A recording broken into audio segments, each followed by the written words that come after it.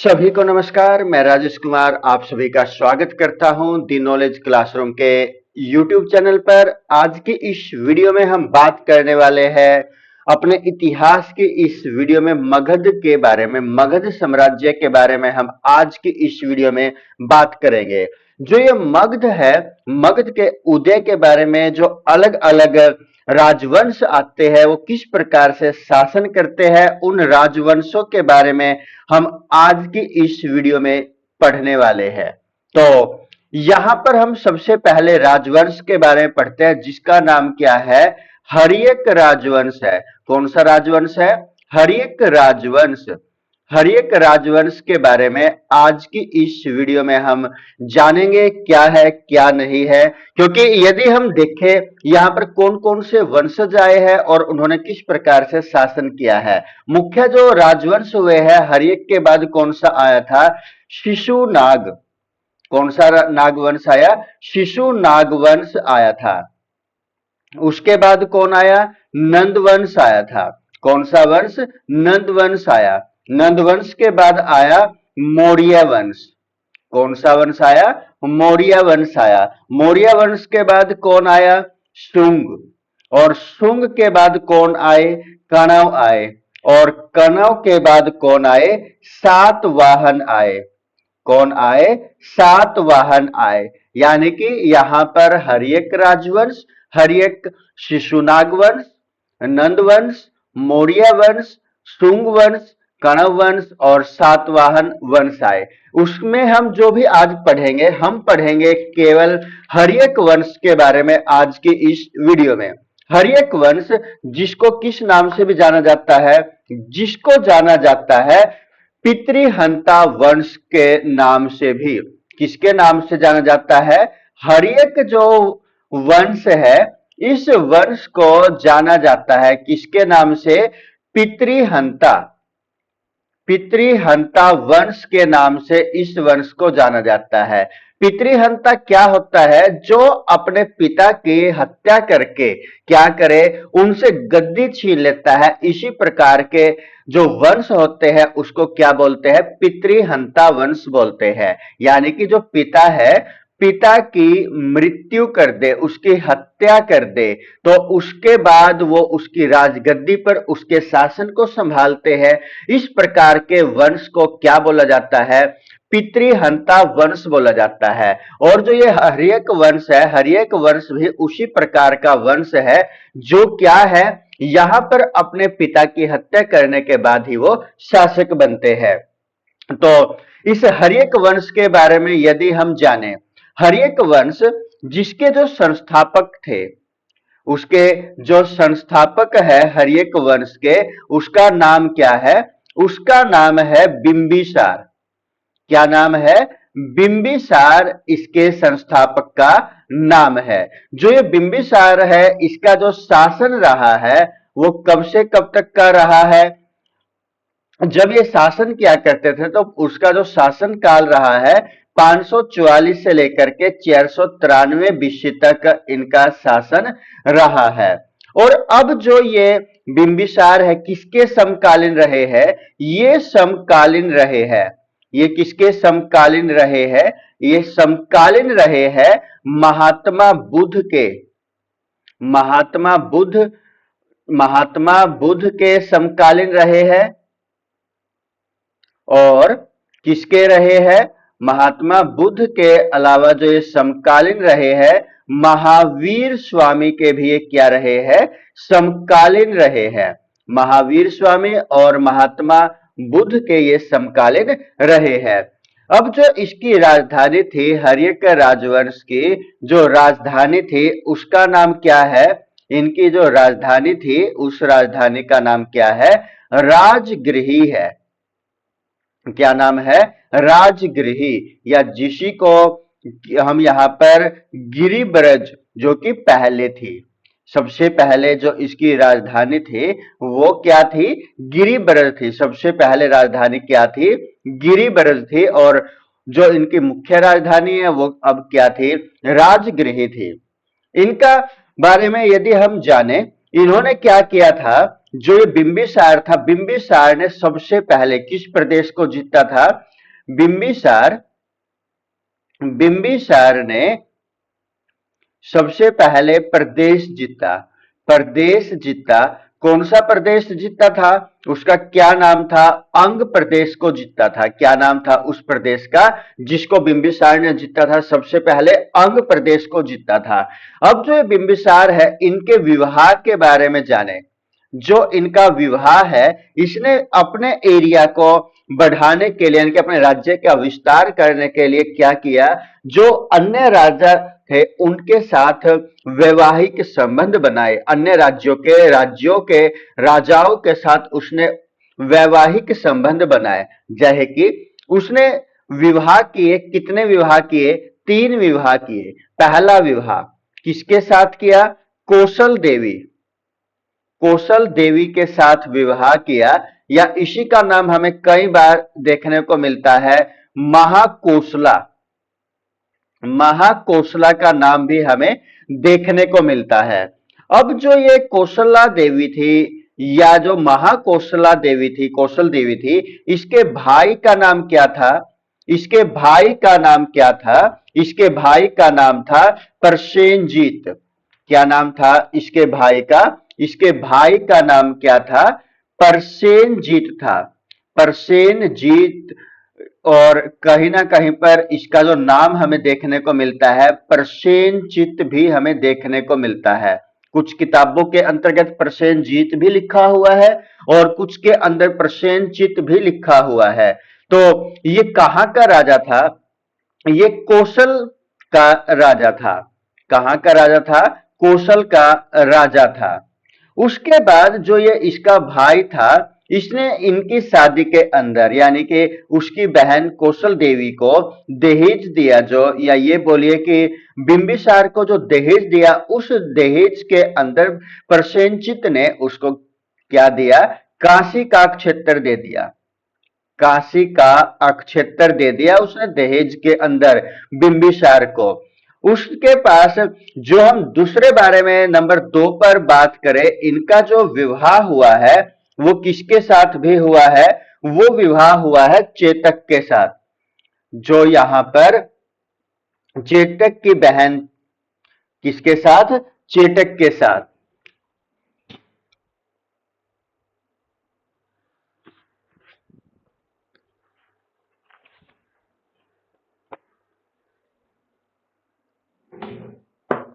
जो चेटक की पुत्री थी, जिसका नाम क्या था? जिसकी जो चेटक की पुत्री थी, चेटक की पुत्री, चेटक की पुत्री जिसका नाम क्या था? चेलना था। उसके साथ भी इनका विवाह हुआ, जो कि कहां के थे? वैशाली के जो चेटक थे। कहां से संबंध है इनका? वैशाली। पहला जो शासक था वो कहां का था? कौशल का राजा था, प्रसेनचित। और जो चेटक था वो कहां का शासक था? वैशाली का। और नंबर 3 पर जो इन्होंने शादी की, वो किसके साथ की थी? अक्षेमा के साथ इन्होंने शादी की, जो कि कहां से संबंध रखती है? वो पंजाब की राजकुमारी थी। कहां की? पंजाब की राजकुमारी। क्या नाम था उसका? अक्षेमा था, जिसके साथ उन्होंने शादी की। यानी कि बिंबिसार ने मुख्यतः 3 शादियां की।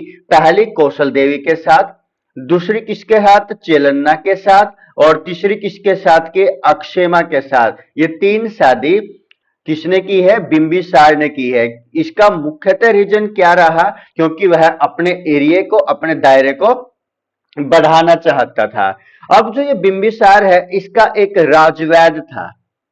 कौन था? राजवैद था। राजवैद जो था उसका नाम क्या था? जीवक था।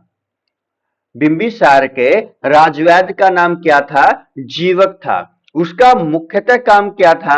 राज्य के अंदर जो शाही लोग बीमार हो जाते थे तो उनका इलाज करना, जो राजवैद था यानी कि जीवक था, उसका कार्य था। तो इसी राजवैद को एक बार जो ये बिंबिसार है, किसके पास भेजते हैं? ये भेजते हैं चंड प्रघोत के पास, उसका इलाज करवाने के लिए। यानी कि चंड प्रगोत, जिसको जो एक बार बीमार हो जाता है उसको क्या हो जाता है, पीलिया रोग हो जाता है। कौन सा रोग हो जाता है, पीलिया रोग। और इसी रोग को क्या नाम बोला जाता है, इसको बोला जाता है पांडु रोग। कौन सा रोग, पांडु रोग। जब इनको हो जाता है तो उसका इलाज करने के लिए बिंबिसार किसको भेजता है, जीवक को भेजता है। और जो ये चंड प्रगोत था, ये कहां का राजा था, ये अवंती का राजा था। कहां का राजा था, अवंती का राजा था। तो इसकी सेवा करने के लिए, इसका इलाज करने के लिए जीवक को बिंबिसार भेजता है। उसके बाद जो जीवक है इसके बारे में और जाने, क्योंकि बिंबिसार किसका समकालीन था, महात्मा बुद्ध का समकालीन था। तो जो बिंबिसार है, बिंबिसार ने कई बार जो महात्मा बुद्ध है, महात्मा बुद्ध के इलाज के लिए भी, क्या किया गया, इसको भेजा। इलाज, बुद्ध के इलाज के लिए भी जीवक कई बार गया है। तो उसके बाद जो ये यहां पर बिंबिसार था, वो एक तरह से महात्मा बुद्ध का भी अनुयायी था। अनुयायी था किसका, महात्मा बुद्ध का भी, यानी कि बुद्ध धर्म को भी वो कहीं ना कहीं पर मानता था। अब जो ये मगध का साम्राज्य, जो यहां पर हम बात करने लग रहे हैं हर्यक वंश के बारे में, यानी कि बिंबिसार के बारे में। जो बिंबिसार का पुत्र था, यानी कि जो बिंबिसार था उसका जो पुत्र था, उस पुत्र का नाम क्या था, अजात शत्रु था। अजात शत्रु उसके पुत्र का नाम था। तो ये जो अजात शत्रु होता है, ये क्या कर देता है, इसके पिता की हत्या कर देता है। जानते हैं इस अजात शत्रु के बारे में। बिंबिसार के बाद जो अजात शत्रु है, अजात शत्रु है, वो क्या होता है, यहां पर अपने बिंबिसार की, यानी कि अपने पिता की हत्या करके क्या करने लग जाता है, अब शासन करने लग जाता है। अब उसने क्या किया, अजात शत्रु ने, अजात शत्रु ने जो वज्जी है, वज्जी को अपने एरिया में मिला लिया। अपने एरिया में मिला लिया, यानी कि अपने साम्राज्य के अंदर उसने उसको मिला लिया। जो उसकी राजधानी थी, कौन सी थी, राजगृह थी, एरिया में मिलाया। किसको, वज्जी को अपने एरिया में मिलाया। और जो ये अजात शत्रु है, यही क्या था, जो खतरनाक औजार थे, खतरनाक औजार थे, उनका प्रयोग किया करता था। खतरनाक औजारों का प्रयोग कौन किया करता था, अजात शत्रु किया करता था। और इसी के शासन काल में, यानी कि कब, 483 ईस्वी में पहली बार बुद्ध संगीति का आयोजन किया गया। बुद्ध संगीति का आयोजन किया गया किसके शासनकाल में, अजात शत्रु के शासनकाल में 483 ईस्वी में पहली बार बुद्ध संगीति का आयोजन किया गया था। और महावीर स्वामी, कौन, महावीर स्वामी, वह जो महात्मा बुद्ध थे कि मृत्यु के समय शासक कौन थे, यही अजात शत्रु था। मृत्यु के समय भी जो शासक था वो कौन था, अजात शत्रु था। महावीर स्वामी की जो मृत्यु हुई है 468 बीसी के अंदर, और जो महात्मा बुद्ध की मृत्यु हुई है 483 बीसी के अंदर, इनकी मृत्यु के समय भी जो शासन किया करता था, कौन किया करता था, अजात शत्रु किया करता था। तो जो ये अजात शत्रु है, इसकी भी हत्या कर दी गई। इसके जो पुत्र था, इसका जो पुत्र था, उस पुत्र का नाम क्या है, अजात शत्रु के जो पुत्र का नाम है वो क्या है, उदायीन है। उदायीन ने क्या कर दी, इसकी हत्या कर दी, यानी कि अपने पिता की हत्या कर दी। और इसी कारण से इस वंश को, हर्यक वंश को क्या बोला जाता है, पितृहंता वंश बोला जाता है। यानी कि बिंबिसार की हत्या अजात शत्रु ने की, अजात शत्रु की हत्या उदायीन ने की। तो चलिए अजात शत्रु के बाद हम जानते हैं किसके बारे में, उदायन के बारे में हम यहां पर और जानेंगे। उदायन, उदायन के बारे में जानते हैं। उदायन किसका पुत्र था? अजातशत्रु का पुत्र था। और अपने पिता की हत्या करने के बाद ही क्या करता है ये? अपने राजगद्दी को संभालता है और वहां पर शासन करने लग जाता है। इसने क्या किया उदाई ने? जो यहां पर गंगा, सोन और जो गंडक नदी थी, गंडक नदी थी, इन नदियों के संगम पर, यानी कि जहां पर गंगा, सोन और गंडक ये तीनों नदियां मिलती है, इनके संगम पर इसने क्या किया? एक शहर बसाया। संगम पर क्या किया? एक शहर बसाया। और उस शहर का नाम क्या था? उस शहर का नाम था पाटलीग्राम। क्या नाम था उस शहर का? पाटलीग्राम। यानी कि उदायन ने, जो कि अजातशत्रु का पुत्र था, उसने क्या किया? गंगा, सोन और गंडक जहां पर इनका संगम होता है वहां पर एक शहर बसाया। उस शहर का नाम क्या था? पाटलीग्राम था, जो बाद में किसके नाम से प्रसिद्ध हुआ? पाटलिपुत्र के नाम से। पाटलिपुत्र के नाम से ये प्रसिद्ध हुआ। और इसी को इसने क्या बना दिया? उदाई ने अपनी राजधानी बना दिया। क्या बना दिया? राजधानी। किसको? इसी पाटलिपुत्र को अपनी राजधानी बनाया। और जो राजधानी है अब कहां से कहां पर आ गई? राजगृही से, राजगृही से वो कहां पर आ गई? पाटलीग्राम। यानी कि पाटलीग्राम का नया नाम क्या हो गया? पाटलिपुत्र हो गया। पाटलिपुत्र ही इनकी क्या बन गई? यहां पर राजधानी बन जाती है। उसके बाद यदि हम जानते हैं जो इस वंश का अंतिम शासक था वो कौन था? इस वंश का जो अंतिम शासक था वो कौन था, उसके बारे में हम यहां पर जानेंगे। तो अंतिम शासक कौन था? इसका अंतिम शासक था नागदशक। जो हर्यक वंश था, हर्यक वंश का अंतिम शासक, अंतिम शासक कौन था? अंतिम शासक था